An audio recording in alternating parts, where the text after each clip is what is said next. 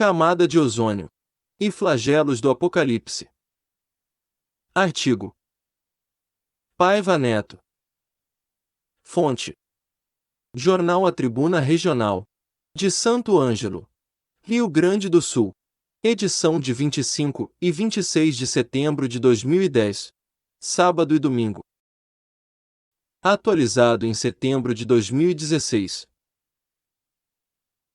Ao comentar em meus artigos sobre a camada de ozônio do planeta, prometi voltar ao assunto, intrinsecamente ligado à nossa sobrevivência, visto que ela nos abriga dos raios nocivos à vida humana.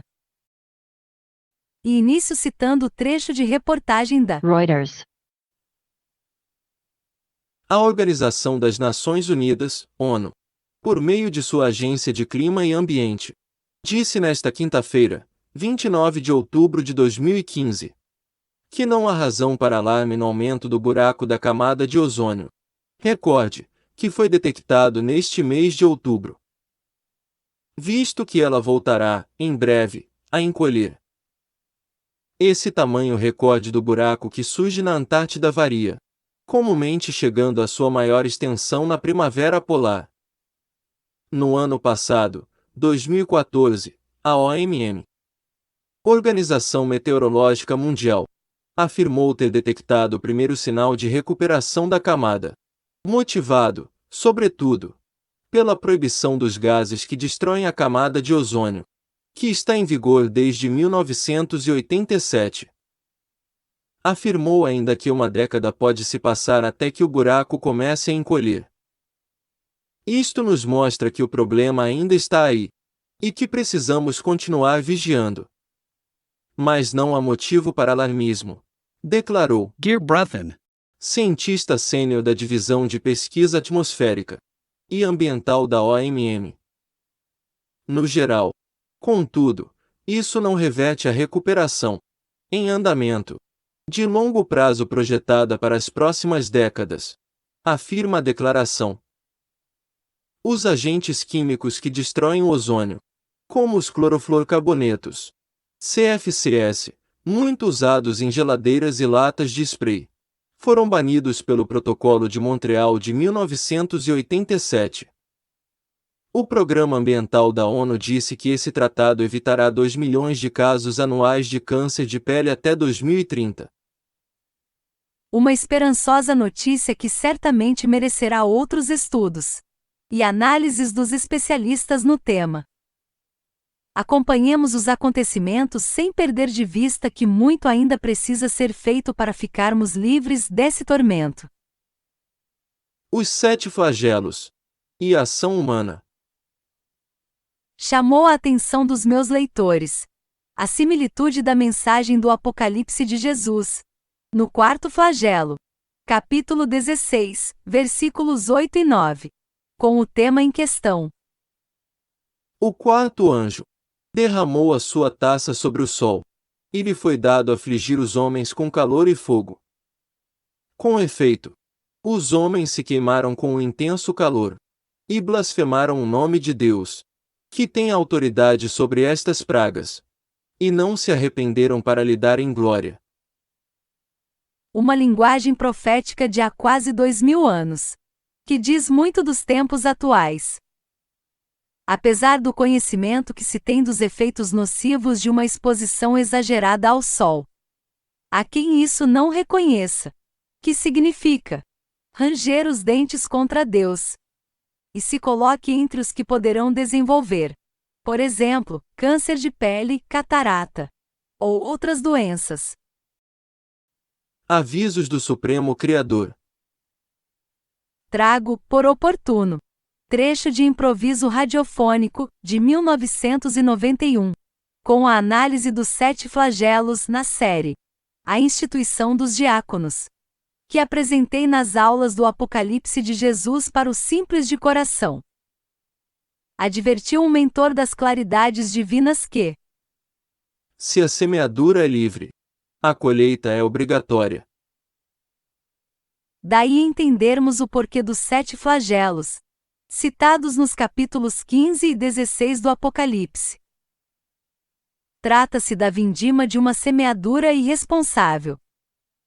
Paulo apóstolo aconselhou, em sua epístola aos Gálatas, capítulo 6, versículo 7.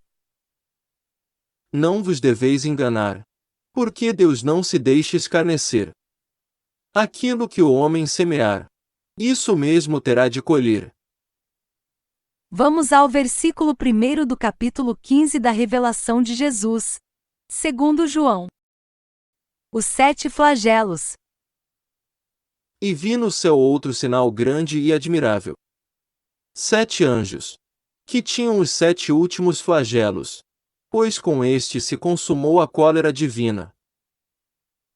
Um sinal do céu já é algo muitíssimo significativo. Mas João faz questão de ressaltar que este outro sinal é grande e admirável. É como a nos chamar a atenção para o fato de que não podemos andar distraídos diante do que nos poderá sobrevir, pois a manifestação celeste é realmente grandiosa, admirável mesmo. Nada menos do que 7 anjos traziam os 7 flagelos, que eram os últimos da série de coisas graves. Por que não dizer terríveis? Que nós, seres humanos, fomentamos pelos milênios, tais como os males causados à camada de ozônio. Muito mais prejudiciais do que pode imaginar a humanidade desatenta. Principalmente os jovens, tão esperançosos no futuro.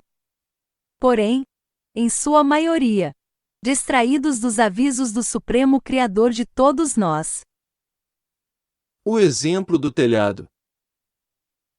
Para ilustrar essa realidade realmente apocalíptica, criada pelos homens e não por Deus, é como se, levianamente, tivéssemos derrubado o telhado de nossa casa e exposto a família e nós próprios às intempéries, em um clima já afetado pela irresponsabilidade de seres gananciosos. Só que o aguaceiro, que cai do cosmos, atravessando o telhado aberto no topo atmosférico da Terra, deixa passar coisas piores que chuva, mesmo quando ácida. Aí está algo sobre a ação dos 7 flagelos, provocados pela nossa incúria, que reforça a validade dos alertamentos divinos contidos no livro das profecias finais. Exemplo disso temos na descrição do 7º flagelo, capítulo 16, versículo 21 do Apocalipse. Também desabou do céu sobre os homens grande chuva de pedras, que pesavam cerca de 1 talento. E, por causa do flagelo da saraivada, os homens blasfemaram de Deus. Porquanto o seu tormento, causado pelos próprios seres humanos, era sobremodo grande. Temos, portanto, que, perdendo o medo do Apocalipse, serenamente desvendar suas advertências, enquanto há tempo, e criar juízo para defender nossas vidas. Porque a esperança é infinita. Inspirado no Cristo, tenho afirmado. O ser humano preferencialmente cresce quando desafiado pelos problemas da existência.